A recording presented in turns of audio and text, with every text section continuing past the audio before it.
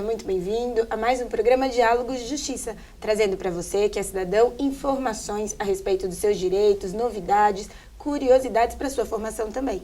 Hoje, o nosso convidado especial é o Dr. Carlos Figueiredo Mourão, presidente da Associação dos Procuradores do município de São Paulo. Ele compõe também a diretoria da Associação Nacional dos Procuradores Municipais, é mestre em Direito Constitucional pela PUC São Paulo e aqui, em nome do nosso programa, nós estamos muito felizes com a sua presença. Seja bem-vindo. Agradeço o convite de participar desse programa, estando junto com vocês aqui nesse dia para discutirmos as questões com relação à advocacia pública municipal. O tema de hoje é um tema bem interessante para você, que é membro da nossa sociedade, para entender um pouco mais sobre a advocacia pública municipal.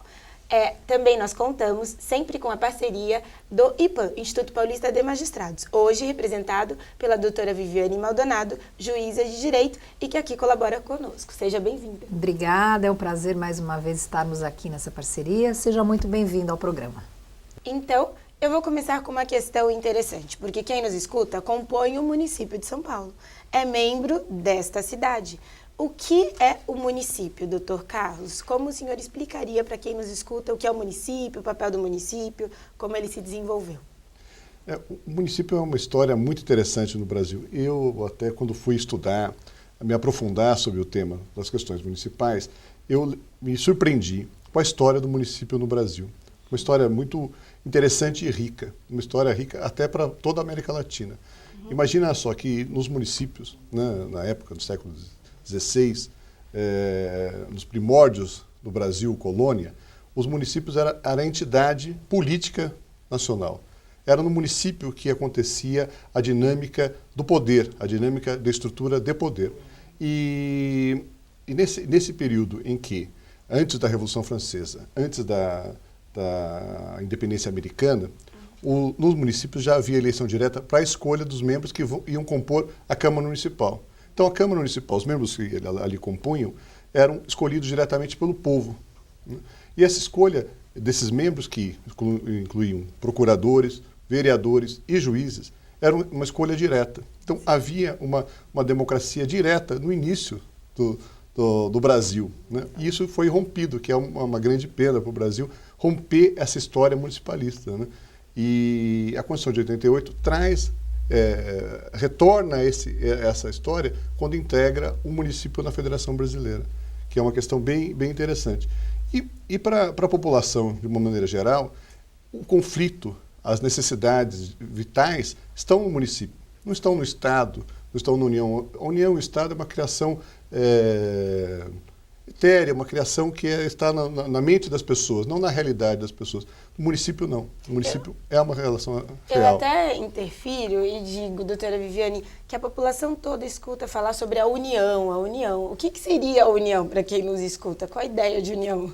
Então, na realidade, eu ia comentar exatamente essa questão posta na Constituição Federal, em que houve, inclusive, a divisão de competências de atribuição legislativa com relação à União, que seria o ente federal, vamos dizer, do Estado. Nós temos, logicamente, o plano estadual e o plano municipal, que é a esse a que o doutor Carlos se refere, né? E existem justamente, até para, de uma certa maneira, perpetuar essa questão dessa legitimidade do município, o âmbito de atuação municipal, inclusive com relação à competência legal, né? Aquilo que existe o âmbito restrito da União, em que se pode também legislar, né? Eu acho que o doutor Carlos até poderia especificar melhor quais são as matérias que ainda, de uma certa maneira, se inserem nesse âmbito restrito, né, do ponto de vista de que a normatização é específica para o município individualmente considerado. A divisão de competências na Constituição Federal traz uma questão que é uma questão já antiga nas Constituições brasileiras. A competência municipal é referente ao interesse local, né? Tudo que é interesse local, né, tem relação com o município que legisla sobre o interesse local. E aí que é a questão da vida das pessoas, né? Que é a escola, que as pessoas frequentam. E eu acho que o bacana é isso, porque cada município também tem um perfil. Então, a legislação municipal de um determinado município não necessariamente seria adequada para um outro município, né? Em razão dos interesses locais mesmo. Sim, que são diferentes. Eu acho que a maturidade democrática brasileira, ela tem que passar pelo município. Sim. Porque quando as pessoas passarem a ver que elas são importantes na sociedade e que elas controlam o poder, né, elas podem interferir no caminhar do poder, a democracia amadurece. Então, essa questão do poder no município é extremamente relevante, porque quanto mais as pessoas participarem da administração municipal, interferirem, se organizarem em associações para fazer reivindicações junto ao poder público municipal, mais a democracia vai evoluir no Brasil. Então, falando para quem nos escuta, como membro do município, porque o cidadão faz parte, como ele pode interferir mais e participar mais, então, nessa administração municipal? Porque o senhor mencionou aqui que o município regula a educação. Sobre o que mais ou quais matérias, como a doutora Viviane mencionou, o município seria responsável? E o membro do município, como é que pode buscar essas informações? Tudo que é interesse local, né, que tem interferência direta na vida das pessoas do município, é de competência municipal. Então, a questão do transporte urbano, a questão... Então, por exemplo, uma diferença do estadual, da competência estadual para a competência municipal. O transporte intermunicipal já é da competência estadual, porque extrapola os limites do município. Tudo que está dentro do limite municipal é de competência municipal. A questão da educação é fixada uma diretriz nacional pelo MEC, mas a gestão da educação no município, né, o ensino fundamental é competência municipal. O ensino médio já é de competência estadual, isso é da divisão constitucional. Outras competências que hoje estão na baila da questão da sociedade é a questão de saúde, vários hospitais e postos de saúde são de competência municipal. Há uma divisão, apesar de ter um sistema único de saúde, mas tem uma competência municipal que é dos postos de saúde serem municipais. Tem a competência com relação a... Transporte também é um tópico. Transporte é o principal problema. De bastante relevo, principalmente porque nós estamos em São Paulo, Com né? certeza. Eu vou pedir licença aos nossos convidados e vou chamar um rápido intervalo e peço a tua atenção logo mais para a gente falar um pouquinho mais sobre essas matérias interessantes do teu município.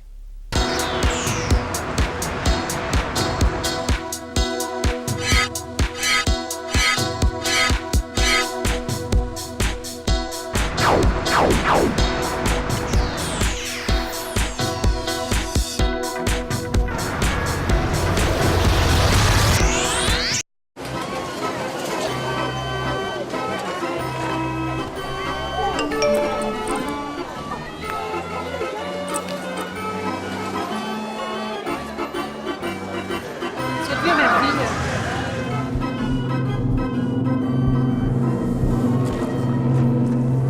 Ana!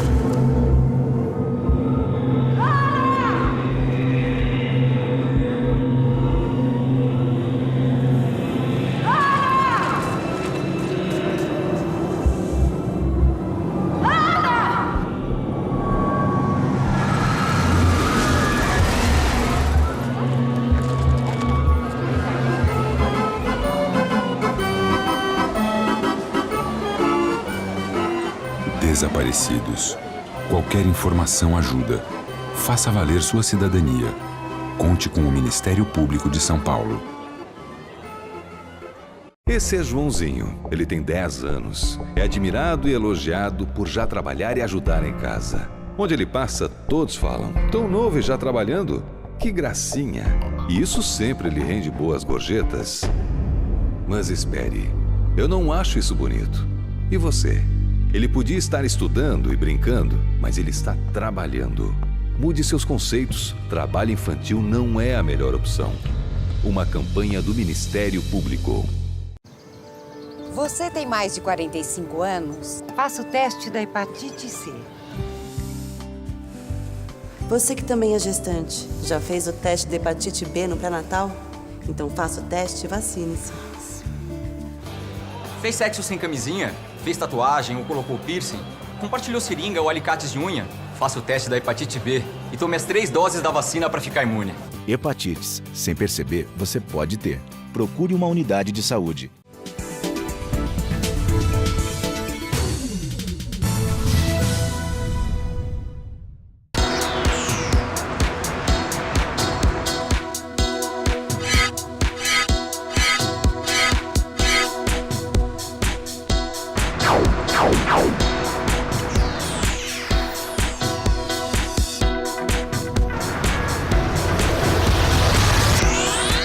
Estamos de volta em mais um programa Diálogos de Justiça, tratando hoje de um tema extremamente interessante que, para você que é cidadão, é também da sua curiosidade. Com a presença do Dr. Carlos Figueiredo Mourão e a doutora Viviane Maldonado, representando aqui o IPAM com a nossa parceria. No último bloco, nós estávamos tratando sobre a questão dos transportes e eu deixei aqui uma questão por parte da doutora Viviane para ela realizar para o senhor. Na realidade, eu acho que as pessoas hoje, principalmente em São Paulo, sofrem, né? Todos nós sofremos muito com a questão do trânsito. E eu gostaria que o senhor comentasse justamente essa competência, mas do ponto de vista legal, né? Não do ponto de vista, logicamente, administrativo, né? Quem faz a gestão do transporte é o município de São Paulo. É o município que faz a gestão do transporte, que faz as opções, né, de colocar faixa de ônibus, não colocar faixa de ônibus, que faz a questão de rodízio, haver rodízio, não há rodízio. Então, toda essa gestão é uma gestão municipal. Na verdade, o delineamento do município com relação ao urbanismo, né, como é que vai ser, se vai abrir uma avenida ou não vai abrir uma avenida, é toda uma gestão municipal.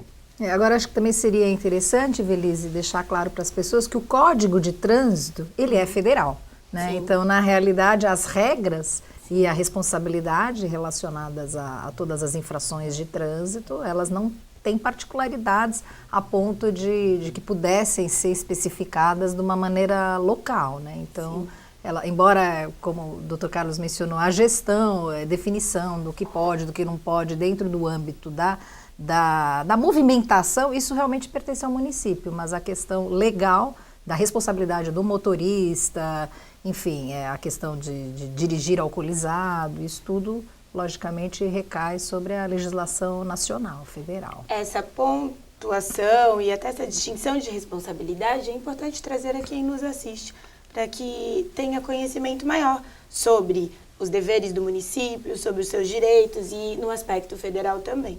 Nesse contexto, num dos intervalos, nós estávamos conversando que também é papel do município a fiscalização de construções. Como isso funciona, doutor Carlos? Toda edificação no município é de competência municipal.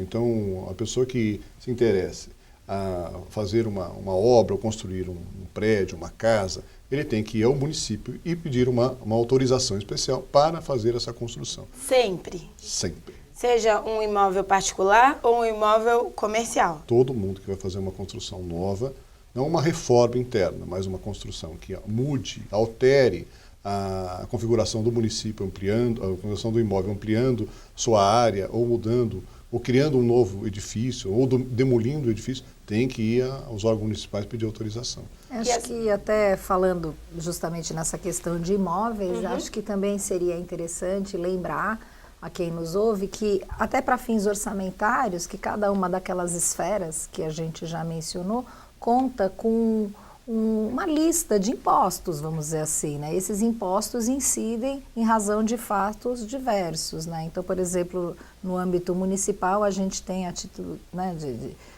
fazendo aí o paralelo com a questão da construção, nós temos o imposto, o IPTU, que é relacionado à propriedade do imóvel. Acho que seria interessante o doutor Carlos até mencionar que é um imposto sensível, né, que uma grande faixa da população fica obrigada a esse pagamento e, aliás, até se não pagar, o doutor Carlos também pode esclarecer de maneira até direta, por conhecimento pessoal, o que acontece com a pessoa quando ela deixa de pagar o IPTU. O IPTU é um imposto municipal, né, sobre propriedade territorial urbana, né, de competência do município. Então, o município que institui esse imposto e ele pode cobrar. A pessoa que não paga pode perder seu imóvel, né, é uma das hipóteses que você perde o seu bem, não pagar o IPTU. Né. Então, quem define quanto vai ser o IPTU, qual é a alíquota, que tipo de tem uma questão complexa, que é planta genérica de valores, quanto vale o imóvel, né? Quem fala isto é o município. Os reajustes também, né? Porque houve agora até recentemente, quer dizer, recentemente já alguns meses, né? Mas enfim, essa discussão a respeito da possibilidade do reajuste. O cidadão tem o direito de, recebendo, quando recebe, porque todo ano o município envia um carnê de pagamento. E lá nesse carnê, na primeira folha, está discriminado qual é o valor venal do imóvel. A pessoa que acha que aquele valor venal é acima do valor real, o valor que realmente o imóvel vale, pode entrar e apresentar uma defesa junto ao município. Nem sempre as pessoas sabem disso, que podem apresentar uma defesa para falar, olha, esse imóvel aqui está constando como 100 mil, mas não, ele vale 80 mil.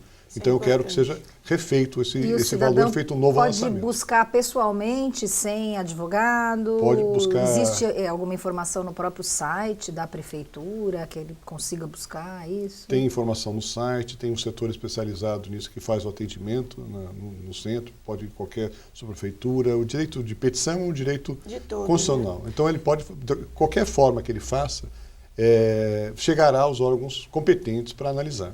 É possível até falar em hipóteses, doutor Carlos, para quem nos escuta, de isenção do IPTU? Existem esses casos aqui na cidade de São Paulo?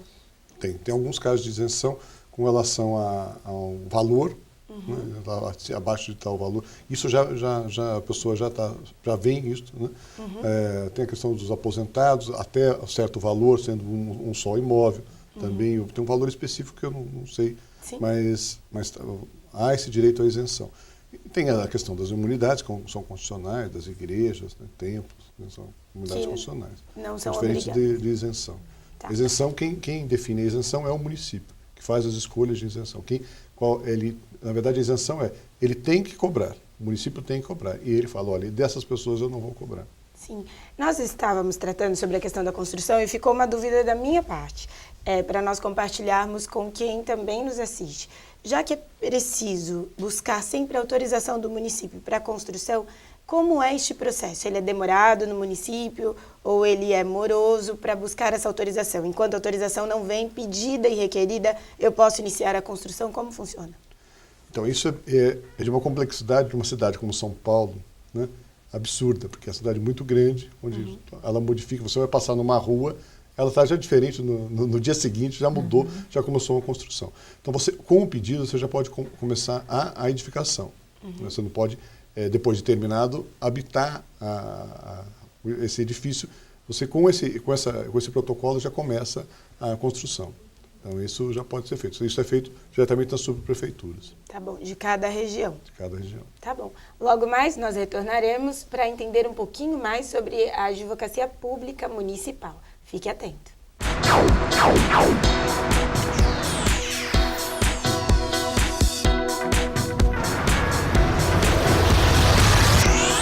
Esse é Joãozinho. Ele tem 10 anos. É admirado e elogiado por já trabalhar e ajudar em casa. Onde ele passa, todos falam: tão novo e já trabalhando? Que gracinha! E isso sempre lhe rende boas gorjetas. Mas espere, eu não acho isso bonito. E você? Ele podia estar estudando e brincando, mas ele está trabalhando. Mude seus conceitos. Trabalho infantil não é a melhor opção. Uma campanha do Ministério Público. Você tem mais de 45 anos? Faça o teste da hepatite C. Você que também é gestante, já fez o teste de hepatite B no pré-natal? Então faça o teste e vacine-se. Fez sexo sem camisinha? Fez tatuagem ou colocou piercing? Compartilhou seringa ou alicates de unha? Faça o teste da hepatite B e tome as 3 doses da vacina para ficar imune. Hepatites. Sem perceber, você pode ter. Procure uma unidade de saúde.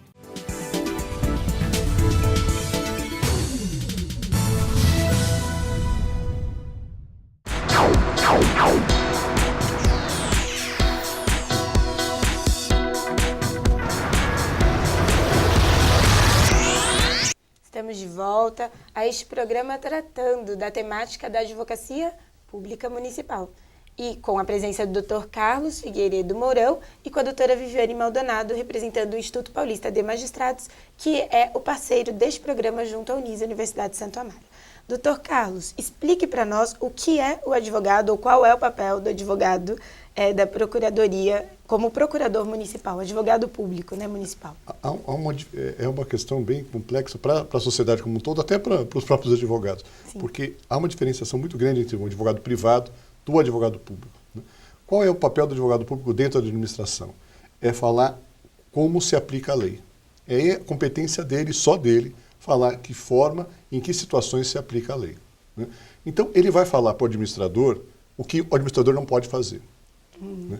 Ele vai atrás do contribuinte inadimplente, né? Tirar o imóvel do contribuinte inadimplente, aquele que não paga, né? Tem esse papel muito desagradável de invadir a casa do contribuinte, do devedor. E, além do mais, dentro da própria administração, vai falar se o servidor tem direito a receber certo adicional, pode se aposentar ou não pode se aposentar, por causa da própria competência. Então, tem uma questão, que é a questão até da constitucionalização da carreira de procurador municipal, por causa dessa importância e dessa relevância no controle de legalidade da administração municipal.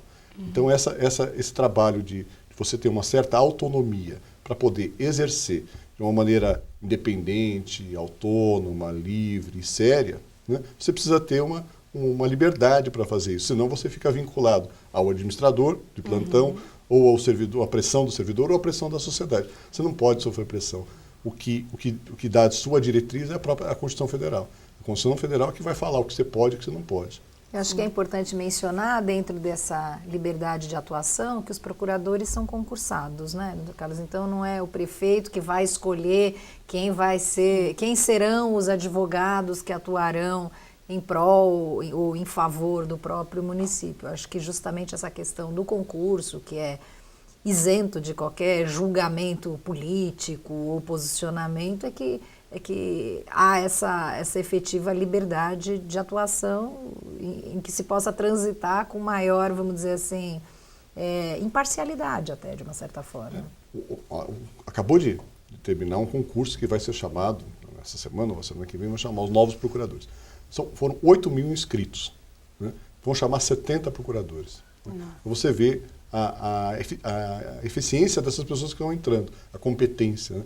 E entra não porque o prefeito quer, o prefeito gosta, ou escolhe aquele ou não. É através do concurso público, de provas e títulos, através da competência. A pessoa tem que ser competente para entrar. Então não tenha apaniguados. Né? E essa questão da constitucionalização da carreira de procurador do município. Colocar na Constituição que o procurador do município é carreira de Estado, faz parte, junto com o procurador de Estado, junto com o pessoal da advocacia da União, é relevante até, não para as cidades grandes todas fazem concurso, mas as cidades pequenas não têm concurso público e acaba contratando o amigo, o compadre, o irmão, e aí acaba surgindo uma série de problemas nesses municípios menores, uma série de dívidas que são deixadas, um problema bem complexo e bem complicado se as coisas não caminharem através do concurso público. Sim. O senhor está como presidente, neste momento, da Associação dos Procuradores do município de São Paulo. E quais têm sido as frentes de trabalhos ou as metas e objetivos que vocês têm realizado em colaboração para a sociedade? A advocacia pública, ela é um caminho sem volta, né? Ela é uma evolução. Cada dia que passa, ela ocupa um certo espaço. Né? Quando eu estou há 24 anos como procurador do município.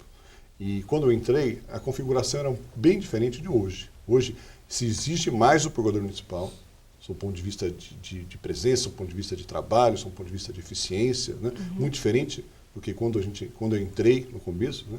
E também o procurador municipal exige mais da administração, uma estrutura melhor para poder fazer o seu trabalho de uma maneira mais eficiente. Né? Imagina só, essa questão é extremamente importante. Quando houve um certo momento, né, que a advocacia pública municipal de São Paulo começou a entrar em conflito com a administração. Né? Aí houve um abandono da advocacia pública.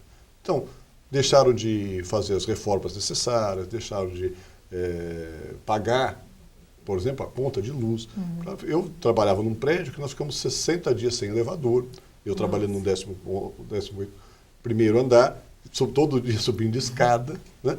Porque a pessoa deixa, porque ela vai começar a enfraquecer. E você fica, sabe, você não tem essa liberdade, você não tem essa disposição para fazer. Como é que você vai brigar contra isso? Você mesmo vai pagar, né, essa estrutura, você mesmo. Isso acontecia, né? O próprio procurador punha computador, fazia toda uma estrutura. Hoje isso mudou.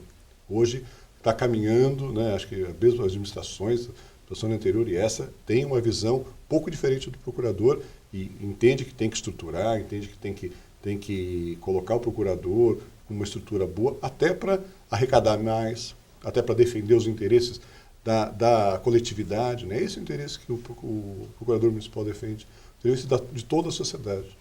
Estamos quase encerrando o nosso programa. Eu já deixo aqui de pronto o convite para o seu retorno, doutora Viviane, concorda? Com certeza. Dele retornar, porque Acho tem que muito passa tema. muito rápido o tempo e faltaram alguns aspectos importantes para a gente discutir aqui. Eu sugeriria até que o Dr. Carlos finalizasse com algumas considerações que ele pudesse entender como pertinentes para deixar aí para os nossos ouvintes. Fica seus momentos agora rapidamente para deixar uma dica especial para quem nos escuta.